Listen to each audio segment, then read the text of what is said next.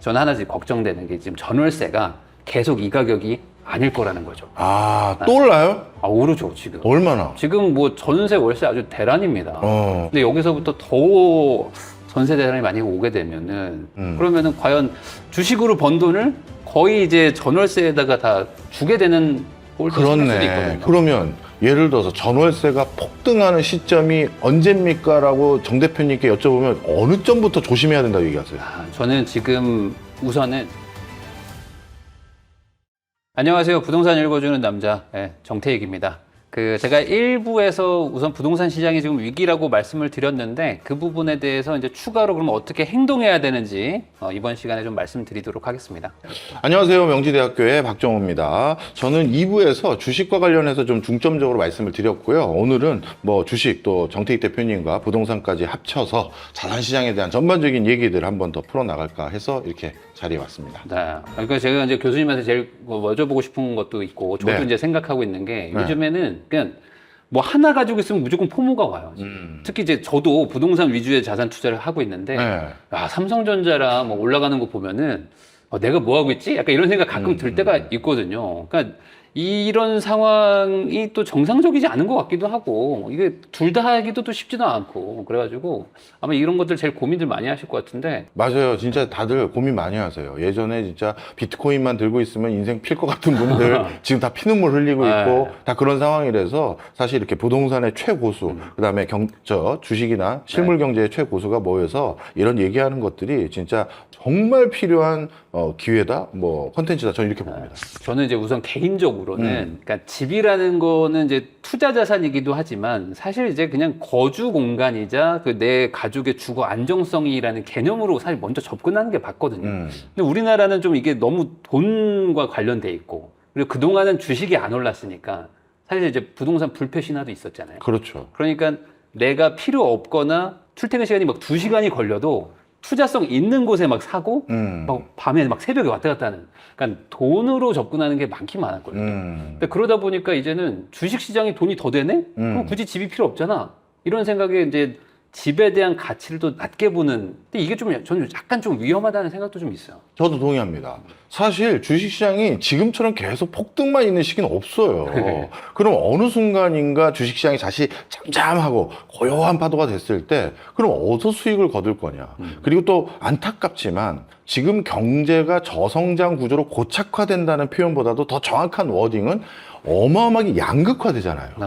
누구는 매년 올해 내가 흥청망청 쓰고 돈 쓸 거 다 썼는데도 또 돈이 이만큼씩 모였다라는 사람들도 부지기수로 많거든요.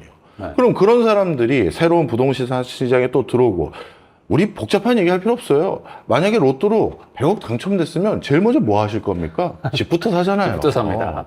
바로 그래서 입지 좋은데 아니면 경쟁력 있는 정주 여건 가지고 있는 데에 대해서는 또 많은 사람들의 관심이 또 쏠립니다. 그래서 저는 지금 같은 시기에 누가 부동산 합니까? 이것도 위험한 판단이다. 저는 그렇게 말씀드립니다. 이런 얘기가 있어요. 요즘에 가장 많이 하시는 얘기가 뭐냐면은, 그러니까 집을 살 거예요. 근데 조금 더 벌고 조금 더 불린 다음에 그때 가면 되지 않냐. 제가 이제 뭐 이렇게 사연을 받거나 상담하는 분들 보면 주식 투자 많이 하시거든요. 근데 한 반년 만에 뭐 5억 늘었어요. 뭐 이런 얘기를 하세요. 그럼 이렇게 한 6개월 더 하고 10억 모아서 그때 집 사러 갈게요 하신단 말이죠. 그러니까 이게 맞다고도 보이기도 하지만 다 같이 그런 생각이라면 어느 순간 또 주식에서 돈이 확 빠져서 부동산으로 갈 수도 있는 거 아닐까요?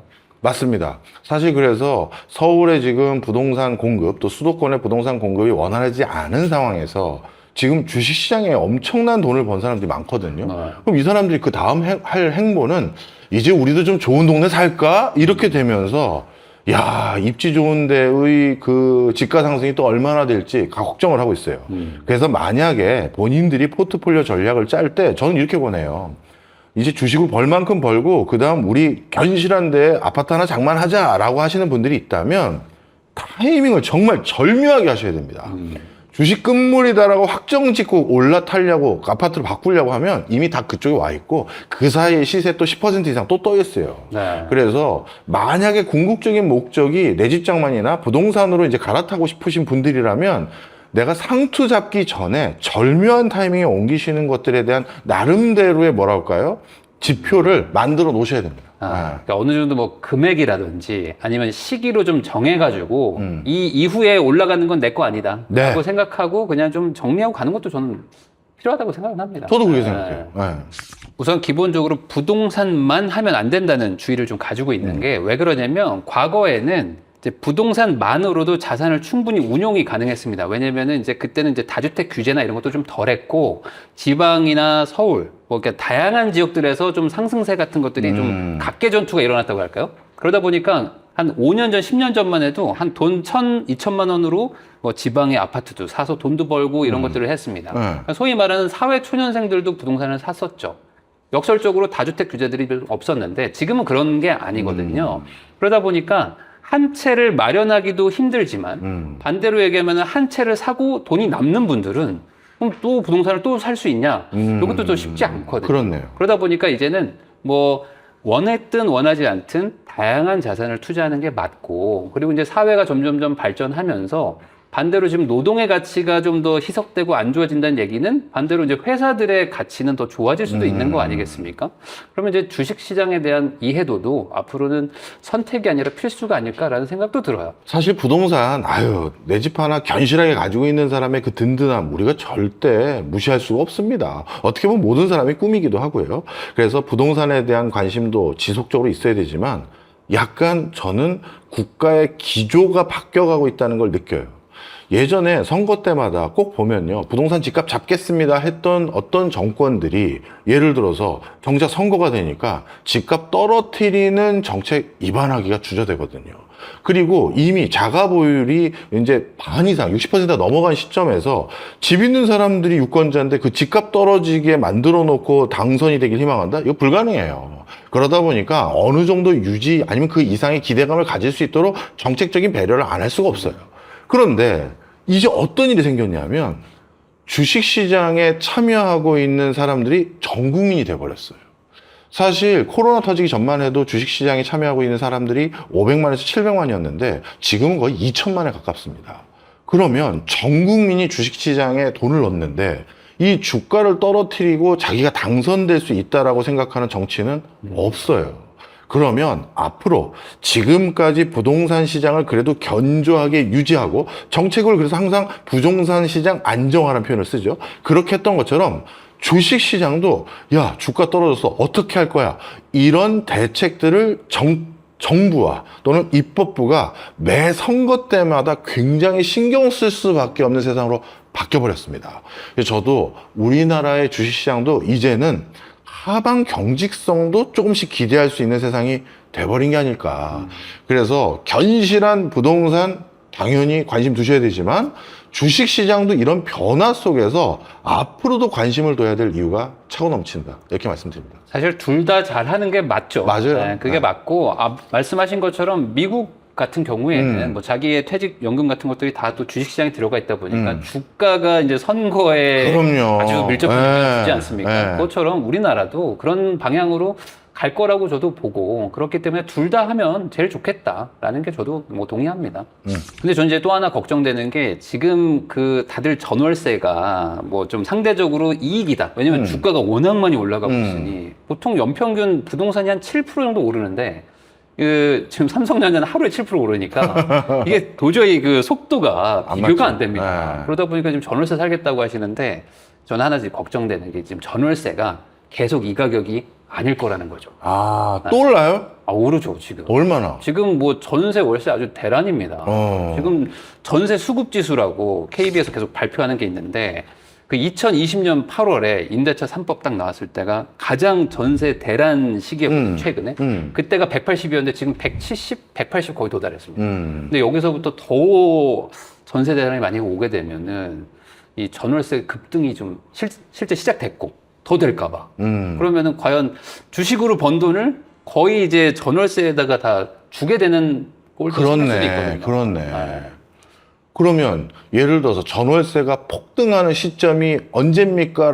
정 대표님께 여쭤보면 어느 점부터 조심해야 된다고 얘기하세요? 저는 내년 이맘때가 좀 걱정되는 게 지금 계약갱신 청구권이라고 2년을 거주하고 추가로 2년 더 사는 그러니까 전월세를 총 4년 살게 해주는 제도가 있는데 이 사용률이 지금 50%가 넘었거든요. 그 말은 지금 거주하시는 분들은 2년 전의 시세에 딱 5% 더해서 연장을 하신 거죠. 그럼 이분들이 내년, 내후년쯤 되면은 시장에 이제 나오게 됩니다. 그렇네. 6년을 그러니까 6년을 살 수는 네, 없으니까. 네. 그럼 그때는 체감적인 전월세 상승은 내가 이제 4년 전 시세 대비 예. 작게는 뭐 한 30-40%, 많게는 뭐 1.5배에서 한 2배 가까운 전월세를 올려줘야 되거든요. 최근에 이제 잠실 이쪽이 그나마 전월세가 있어요. 좀 신축이 입주해서. 근데 월세가 1년 전보다 한 20% 올랐습니다. 그 말은 이대로 계속 간다면 꽤 많은 상승이 좀 있을 것 같다.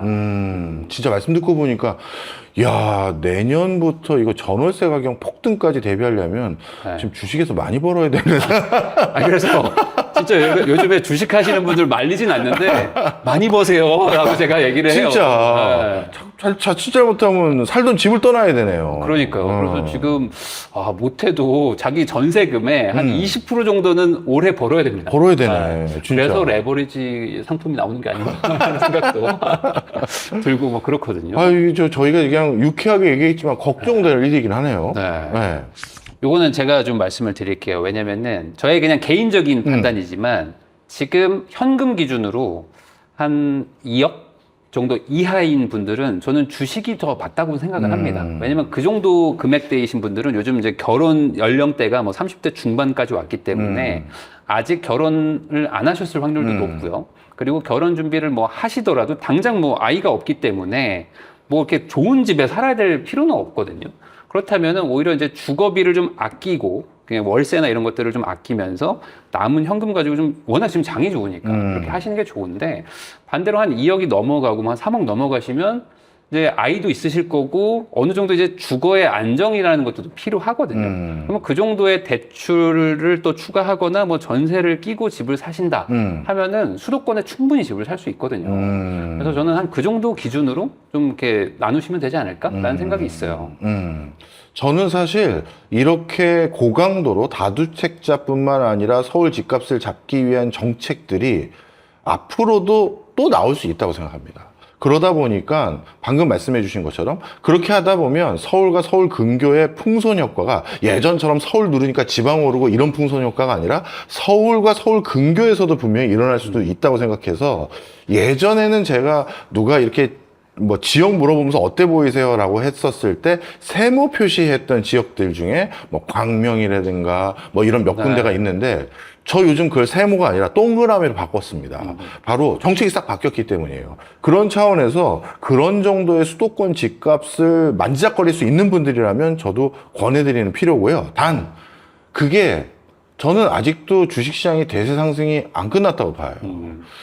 본인이 약간 동물적 감각이 있으시다 하는 분은 조금 더 모으시면 모을 수 있다. 주식으로 1억이든 2, 3억 더 모을 수도 있는 장도 있기 때문에 무조건 벌써 만지작 거릴 수 있는데요 했다가는 내 돈 다 넣고 대출까지 받아야 되니 약간 연말이나 내년 연초까지도 더 기회가 있거든요. 주식시장에. 그 이후에도 또 있을 수 있지만 그래서 하여튼 그거 물건들 미리 알아보시고 대기해가면서 주식시장의 재미 더 누리시는 것도 권해드리는 편이에요. 사실 요즘에 이제 주식시장이 워낙 좋아가지고 맞아요. 네. 좋은 정도가 아니죠. 사실 2달 전 대비 지금 뭐 1.5배, 2배 올라버렸어요. 2달 만에 절대 집값이 그렇게 오를 수는 없거든요. 그럼요. 네. 그래서 이제 약간 필요하냐 안 하냐 네. 이게 더 핵심일 것 같기도 해요.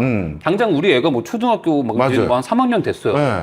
근데 이제 또 이사 가고 뭐 이럴 수는 없지 않습니까? 그렇죠. 그러니까 어느 정도 정착이 필요하시면 저는 약간 하이브리드 전략으로 네. 있는 돈에다가 뭐 전부를 다 대출까지 받아가지고 집에다가 또 넣으시면 약간 포모 현상이 또 올 수도 있지 않습니까? 그렇죠. 그래서 어느 정도 뭐 한 1억 정도 떼서 뭐 예를 들면 뭐 한 5억 있으면 1억 떼서 나머지로 살 수 있는 집으로 좀 아쉽지만 사시고 네. 또 1억은 1억대로 또 불리시고 뭐 이런 정도도 저는 뭐 나쁘진 않아요. 이것도 말씀 위험하세요. 요즘 주식이 워낙 좋으니까 당신 때문에 4억을 내가 묶어놨다 이런다니까요. 괜히 집 샀다 하는 얘기 나오거든요. 그러니까요. 집도 좋은데 주식이 너무 날아가니까. 예. 근데 그러면 또 이렇게 여쭤볼게요.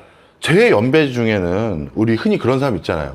그냥 대기업 맞벌이 부부들이 집 사러 온 사람 많잖아요. 맞아요. 30대, 40대들이.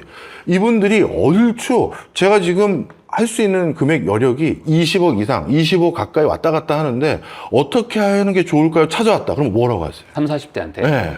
저는 그 정도 금액대를 만약에 살 수 있다. 지금 대출도 한 4억밖에 안 나오는데 20억짜리를 살 수 있다. 네. 그러면은 저는 사라고 합니다. 아, 솔직히. 예. 네. 왜냐면은 주식은 네. 장점이 1,000만 원으로도 할 수 네. 있고 뭐 100억으로도 할 수 있다고 그렇죠. 봐요. 그렇지만 집은 네.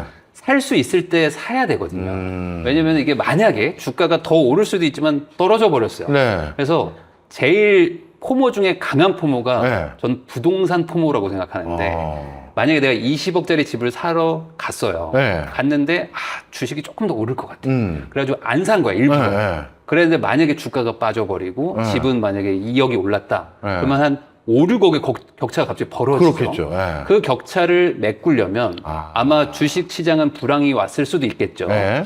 그러면 내가 근로소득으로 메꿔야 되는데 6억을 어떻게 메꾸죠? 네. 이게 안 되거든요. 네. 그러면 어떻게 되냐?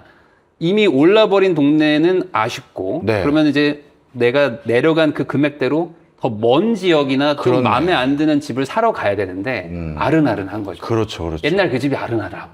그렇네. 그러면 어떻게 되냐? 사람이 이제 집도 빠질 거야. 아. 그러니까 좀 기다려보자. 음. 그리고 주식시장 안 좋으니까 여기다가 좀 물을 더 타자. 뭐 이런 식으로 가는 경우가 있어요. 야, 그럼 최악인데. 네, 그래가지고 이제 비자발적 장기 주식 투자를 하시면서 무주택을 유지하시는 분들도 많거든요. 네. 그래서 저는 기회를 줄 때 사는 것도 어느 정도 괜찮고 그리고 특히 이제 20억이 넘어가면요. 네. 요즘에 어떤 그 시대의 흐름이랄까? 그러니까 누구도 뭐라고 안 하는 금액대입니다. 그러니까 20억대 집을 누가 샀어요? 네. 그러면은 아유 뭐 잘못 샀다 이렇게 얘기 안 합니다. 대부분 그냥 잘 샀다 네. 축하한다 그냥 거기 네. 계속 살아야 되겠다 이런 얘기 듣거든요. 그러니까 어느 정도 좀 내려놓고 집을 사기에는 딱 그 정도 금액대는 뭐 괜찮다고 봅니다. 네. 하긴 또 20억대 정도 되는 아파트 단지들을 좀 가지고 있는 데는 우리가 상급지 아니면 중상급지를 분류하니까. 살기 좋은 동네들이 그렇죠? 그 정도고요. 그런 데는 혹시 뭐 저출산, 고령화, 저성장 기조로 국가 전반적으로 경제가 부실부실해졌다라고 하더라도 그런 입지의 주택은 견실하겠죠? 왜냐면 지금 서울만 기준으로 놓고 봐도 서울에 지금 연간 그 신규 발생하는 가구 수 이제 뭐 신혼부부라든지 이런 분들이 한 4, 5만 호 정도 되거든요. 네. 근데 이제 공급이 그 정도가 안 되기 때문에 아주 장기적으로 한 3, 40년 뒤에는 네. 저도 모르겠습니다. 네. 그때는 뭐 휴머노이드가 될지 모르니까. 그렇지만 단기적으로 한 10년, 15년 사이에는 수요는 견고하다고 봅니다. 네. 그리고 그럼 이 질문까지 한번 드려볼까요? 잠깐만. 갑자기 손경제가 됐는데. 그냥 저도 궁금해서 주식 투자를 해서 꽤 돈을 벌었어요. 네. 레버리지까지 써서 네. 곱버스까지 했다. 50억 넘었다. 어떻게 해야 될까요? 50억 정도 넘었다. 그러면은 저는 그 예전 사례가 하나 있습니다. 네. 왜냐면은 그 예전에 이제 저한테 그 사연을 보내주신 분 중에 그때 그 코인 불장 때, 네. 코인 불장 때 돈을 벌었구만. 50억을 만드신 분이 있었어요. 네. 그래서 그분이 저한테 이제 사연 신청 같은 걸 하셔가지고 제가 이렇게 좀 상담을 해드렸는데 그때 지금 들으면 다들 와 할 만한 정말 강남의 최고 좋은 아파트를 그때 샀습니다. 네, 그러면서 이제 상당 부분의 코인을 덜어냈죠. 네. 그리고 이제 집을 하나 샀는데 그 집이 한 3배 올랐어요. 이야. 그리고 코인이 지금 박살났잖아요. 되는 사람은 돼. 그러다 보니까 그때 코인이 100%를 가지고 계셨던 분이 그때 기준으로는 거의 한 반반으로 했거든요. 부동산 반, 코인 반인데 지금은 부동산이 코인보다 한 대여섯 배 더 자산이 많아지신 거예요. 그러니까 이게 분산 투자의 개념으로도 저는 나쁘진 않다고 보거든요. 그래서 너무 하나의 자산에 특히 변동성 큰 자산에 100% 투자하고 있는 거는 저는 언제든지 위험하다고 봅니다. 그거는. 저도 동의합니다. 저도 주식에서 50억 벌었으면 가세요. 이제 딴 데 가셔도 됩니다. 근데 거기서 100억 가고 싶잖아요. 그게 문제야. 그냥 가세요. 그러니까 옛날에 코인 그때 불장일 때 89억이신 분이 있었어요. 그러니까 100억 채우고 싶잖아요. 그걸 또 그러니까 기다릴 89억인데 거야? 여기까지 왔는데 그래서 거기서 20억까지 내려가고 이런 일들이 많았거든요. 아이고 그래서 참. 그래서 어떤 숫자에 집착하기보다는 어떤 시기가 더 중요하지 않을까. 이 정도면 됐다라고 만족하시는 것도. 근데 이렇게 얘기했는데 더 오르면 어떡하죠? 저 주식시장에서 준비된 투자자라고 하면 한 두세 가지로 저는 꼽습니다. 일단 가장 기본적으로 그 마인드가 내가 있는지가 중요한데 주식을 투자할지 아니면 팔지를 결정함에 있어서 지금 비싼지 싼지는 고려 대상이 아니에요. 예를 들어서 그 회사가 지난달에 비해서 얼마가 올랐는데 아니면 지난 6개월 전에 비해서 얼마가 올랐는데 제가 이걸 어떻게 사요? 이건 중요한 게 아니에요. 왜냐하면 그 회사의 본질적인 업황 그리고 산업 구조의 변화 이런 것들을 보고 그 금액까지 가고 있는 여정일 수도 있거든요. 그런데 만약에 얼마 전에 비해서 얼마가 올랐는데 이걸로 주식 투자를 할지 말지를 결정한다라고 하면 엔비디아는 벌써 다 팔았어야죠. 네. 그래서 일단 첫 번째 얼마만큼 비싸졌는데 제가 이걸 어떻게 하죠? 이 단어가 내 입에서 사라졌느냐? 그게 벌써 준비되어 있는지 안 되어 있는지를 판단하는 하나의 지표고, 그 다음 두 번째, 누군가를 앞에 앉혀놓고 그 전문가가 이 주식 좋은데요, 이 주식 나쁜데요 얘기했었을 때 그 스토리텔링을 그냥 따라가는 게 아니라 마치 라디오 진행자거나 유튜브 진행자처럼 그러면 지금 말씀드리는 논리에 따르면 이렇게 된다고 하셨는데 제가 보기엔 이런 것 같은데요 라고 내가 반문하고 거기에 대해서 자기 부정을 할 수 있는 그런 나름대로의 견해를 가지고 있느냐, 이게 또 두 번째고요. 마지막 세 번째입니다. 이 세 번째는 본인이 언제 팔지에 대해서 시나리오를 가지고 있어야 돼요. 이 시나리오도 되게 오해를 많이 받으시더라고요. 예를 들어서 삼성전자 5만 원일 때 저 10만 원에 팔려고요. 이렇게 쓰면 지금 얼마나 후회합니까? 그런 시나리오가 아니에요. 어떻게 됐었을 땐 어떻게 하고, 어떻게 됐었을 땐 어떻게 하고, 어떻게 됐었을 땐 어떻게 하는지, 그거에 대한 시나리오 가져야지 난 무조건 얼마 되면 팔 거야. 그렇게 투자하는 사람 아무도 없습니다. 대표적으로 저도 하나 힌트를 드리면, 예를 들어서 1군의 회사들, 1등 하는 리딩 컴퍼니를 투자해야 된다는 저는 개인적인 철학이 있어요. 근데 이 리딩 컴퍼니 주가가 제가 생각한 것보다 더 올라갔어요. 저는 한 15만 원 정도면은 좋아질 것 같았다, 이때쯤 팔 것 같다라고 어떤 회사를 가지고 있었는데 봤더니 신규 호재들이 많은데 무조건 호재들이 많다고 이걸 홀드할 이유는 없잖아요. 그럼 15만 원쯤에 이걸 던져야 되느냐 딱 봤을 때 2군 군집에 있는 회사들의 주가와 그들의 행보를 보면 되는데 지금 딱 봤더니 2군 군집에 있는 회사들도 갑자기 업황이 좋아졌다. 3군까지 좋아졌다는 건 1군에 갔었을 때 이미 거기에서 물건 납품받지 못하는 회사들이 할 수 없이 2군, 3군에도 발주를 하고 있는 그 스토리가 담겨져 있는 거거든요. 그럼 1군은 아직도 너무나도 공고하다는 거예요. 그럼 내가 오판하거나 아니면 시장에서 내가 확인하지 못한 수요가 더 간다는 걸 확인하는 거예요. 지금 삼성과 SK 하이닉스 지금 들어가도 되나요? 라고 물어보는 분들에게 지금 인텔 주식 어떻게 됐는지를 한번 찾아보십시오라고 제가 얘기를 해요. 삼성에 가봤자 2년 기다리셔야 되는데 3년 기다리셔야 되는데 얘기를 하니까 인텔까지 지금 오게 된 거거든요. 바로 그런 걸로 가름할 수 있는 나만의 기준점, 리트머스 시험지를 가지고 있어야 주식에는 준비가 되어 있는 겁니다. 네. 이게 저는 너무 신기한 게 투자라는 건 결국에 같은 본질을 가지고 있구나라는 느낌을 받는 게 방금 말씀하신 게 부동산에도 똑같이 이어지거든요.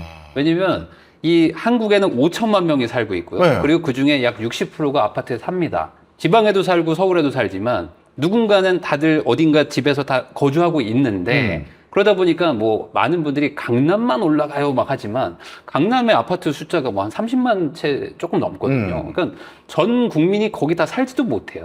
그 말은 뭐냐면 이 시장에 한번 돈이 들어오고 어떤 뭐 공급이나 수요에 문제가 생기게 되면은 처음에는 1군이 가지만 2군, 3군, 4군들도 갈 수밖에 없거든요.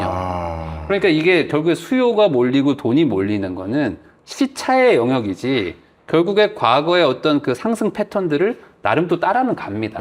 이 부동산이 가장 좋은 거는 과거 데이터들이 꽤 잘 맞아요. 그래도 주식은 업계가 바뀌어 버리잖아요. 근데 부동산은 아파트가 갑자기 뭐 지진이나 이런 걸로 무너지지 않기 때문에 흐름도 또 비슷해서 가장 먼저 말씀하신 것처럼 과거 데이터들을 좀 어느 정도 보신 분들이 좀 준비가 됐다라는 게 있고, 그리고 두 번째는 심리인데 이게 부동산이 주식과 약간 기질이 다르다고 느껴지는 게 부동산은 데이터도 중요하고 통계도 중요하지만 사람들의 심리가 훨씬 중요하거든요. 이거 무슨 말이냐면은 비싼 거 알아요. 근데 사람들이 살고 싶으면 그냥 올라가는 겁니다. 그렇죠. 이게 집이기 때문에 그냥 내가 이 집의 위치와 구조와 연식이 좋은 걸 어떡하라고. 그러니까 이쪽은 약간 어쩌라고가 있어요. 이쪽은. 비싼 거 알겠는데 저기밖에 없는데 어떡해. 왜냐면 이거를 이해를 못하면요. 지금 뭐 압구정이라든지 아니면 저기 뭐 성수동의 뭐 서울숲 인근에 집이 뭐 100억, 200억 하거든요. 그럼 도대체 이게 이해가 안 된단 말이에요. 내가 저 돈 주고 왜 저걸 사? 삼성전자 사면 되지? 라고 생각하시지만 아닙니다. 이 세상에는 돈이 더 많은 사람들도 많고요. 근데 그분들이 집을 살려니까 저거밖에 없는데 어떡해요? 라는 것도 있어가지고 시장의 심리를 아는 게 되게 중요한데 특히 지금 이 영상 보시는 분들은 아무래도 이제 대중들이시니까 이분들 중에 딱 하나 준비를 더 해야 된다는 거는 네. 엄마의 마음을 좀 이해하는 분들이 이게 그 준비의 엄마의 기본입니다. 마음은 뭐예요? 그러니까 아이를 키우는 엄마의 마음. 네. 저는 그래서 초등학교 한 3학년, 4학년 정도의 여자아이를 키우는 3인 가족의 네. 엄마의 마음. 요거를 이해해야 됩니다. 네. 근데 요거 남편분들이 이해 전혀 못해요. 전혀 못합니다. 야, 그냥 역에서 가깝고 그냥 나 출퇴근 잘하면 되고 애들은 알아서 크는 거 아니야? 네. 이런 얘기 남편들 하시면요. 욕 먹죠. 엄마들이 그냥 화딱지가 납니다. 화딱지가 나. 네. 저 인간 저러면 안 되고. 그러고 나서 주식 샀는데 또 막 물려 있는 거예요. 그리고 막 화가 나시죠. 네. 그러니까 그 엄마의 마음. 이게 무슨 소리지? 라고 하시면 준비 좀 하셔야 됩니다. 네. 괜히 그 집값은 그 엄마들이 결정한다. 그렇죠, 라고 하는 그렇죠. 이유가 있는 게 그런 말이 괜히 노는 게 아니라 이게 결국에 이제 사람의 거주의 문제거든요. 그러니까 집은 한정돼 있고 좋은 집은 더더욱 한정돼 있거든요. 거기에 수요가 쏠림이 온다? 그러면 가격이 올라갈 수밖에 없는 거죠. 그렇네요. 이번에 저희가 특강을 같이 열잖아요. 사실 주식은 할 얘기가 너무 많죠. 사실 이 두 가지 전쟁의 어떤 변수, 그 다음에 미중 간의 갈등, 그리고 이미 천정부지로 올라버린 주식시장. 이것들이 다 올라도 리스크로 받아들이거든요. 이런 상황에서 어떤 트리거가 있었을 때 어떻게 내 주식을 변화시켜야 되는지 이런 것들에 대해서 답을 가지고 있지 않으면요. 한 2, 3일 주저하다가 몇십 %씩 떨어집니다. 그렇기 때문에 저는 앞으로 생길 수 있는 올해의 여러 이슈들을 제시해드리고 이런 이슈들일 때는 이런 전략 전술을 구가하시면 어떨까요? 이렇게 말씀을 좀 드리려고 합니다. 네, 저도 이제 부동산에 대해서 아까 이제 준비된 사람이 어떤 사람이냐라는 얘기를 드렸듯이 지금은 사실 과거의 패턴에 대해서도 사실 시간이 좀 지나버렸기 때문에 네. 잘 기억이 안 나는 경우들도 있고 그리고 내가 아주 고관심자가 아니면은 사실 그렇게 집값에 대해서 잘 이렇게 체감을 못하는 경우도 많아요. 왜냐면 집이라는 건 언제 전세나 월세 이런 거 한번 계약하면 2년, 길게는 뭐 4년도 사시고 내 집 마련 하나 하고 나면은 사실 집보다 다른 거에 더 신경 쓰는 경우가 많거든요. 그렇기 때문에 이번 특강에서는 어떤 데이터를 기반으로 한 과거 패턴과 앞으로 패턴의 어떤 차이나 공통점 이런 얘기를 꼭 드리고 싶고 특히 지금 어떤 대출 규제라든지 정부도 규제가 좀 강해지는 분위기에서 이 상황에서 내가 쉽사리 집을 사겠다는 마음을 먹기가 참 어렵습니다. 그럴 때 집을 사는 거는 결국에는 일종의 약간 결단도 필요하다고 저는 생각해요. 그러니까 그 결단을 할 수 있는 어떤 근거나 그리고 그렇게 해야 되는 당위성 같은 것들 이런 것들을 제가 좀 설명을 드리려고 합니다. 오늘 또 이렇게 박정호 교수님 모시고 이렇게 좀 편안한 방식으로 좀 새롭게 한번 준비를 해봤는데요. 아무래도 이제 5월 27일에 저희가 특강을 좀 준비를 하긴 했지만 이게 결국에는 앞으로 우리가 어떻게 살 것인가 그리고 어떻게 하면 잘 투자해가지고 우리 가족과 그리고 이제 내 주변 사람들 아니면 뭐 본인의 인생을 조금이라도 좀 나아지게 할 수 있을까라는 그런 고민을 하고 계시는 분들을 위해서 준비를 한 거거든요. 그래서 이 영상을 좀 보시고 내가 어떻게 하면 좋을까라는 거에 대해서 좀 궁금함이 드신다면은 저희가 또 이제 고정 댓글에 신청 링크를 달아 놓을 거니까요. 신청하셔가지고 또 무료 온라인 특강을 좀 수강하시면 좋을 것 같습니다. 하여튼 오늘 정태익 대표님 때문에 저도 궁금했던 부동산 많이 물어볼 수도 있고 또 좋은 정보도 알려드릴 수 있는 좋은 기회였던 것 같습니다. 네. 그리고 저는 끝나고 또 교수님한테 개인적으로 삼성전자 어떻게 되는지 한번 여쭤보겠습니다. 특강 들으세요. 알겠습니다. 네, 고맙습니다. 고맙습니다.